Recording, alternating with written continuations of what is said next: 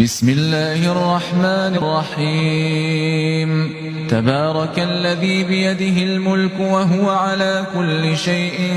قدير الذي خلق الموت والحياة ليبلوكم أيكم أحسن عملا وهو العزيز الغفور الذي خلق 7 سماوات طباقا ما ترى في خلق الرحمن من تفاوت فارجع البصر هل ترى من فطور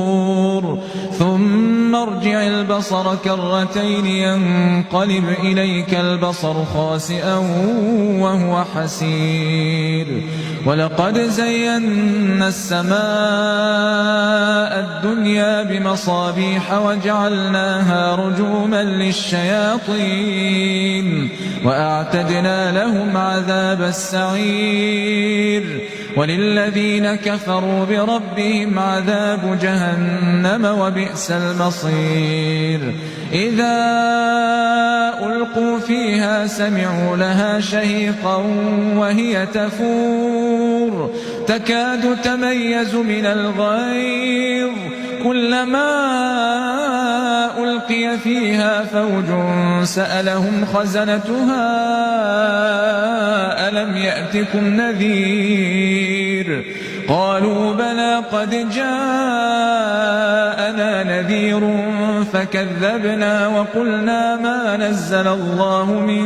شيء إن أنتم إلا في ضلال كبير وقالوا لو كنا نسمع أو نعقل ما كنا في أصحاب السعير فاعترفوا بذنبهم فسحقا لأصحاب السعير إن الذين يخشون ربهم بالغيب لهم مغفرة وأجر كبير وأسروا قولكم أو اجهروا به إنه عليم بذات الصدور ألا يعلم من خلق وهو اللطيف الخبير هو الذي جعل لكم الأرض ذلولا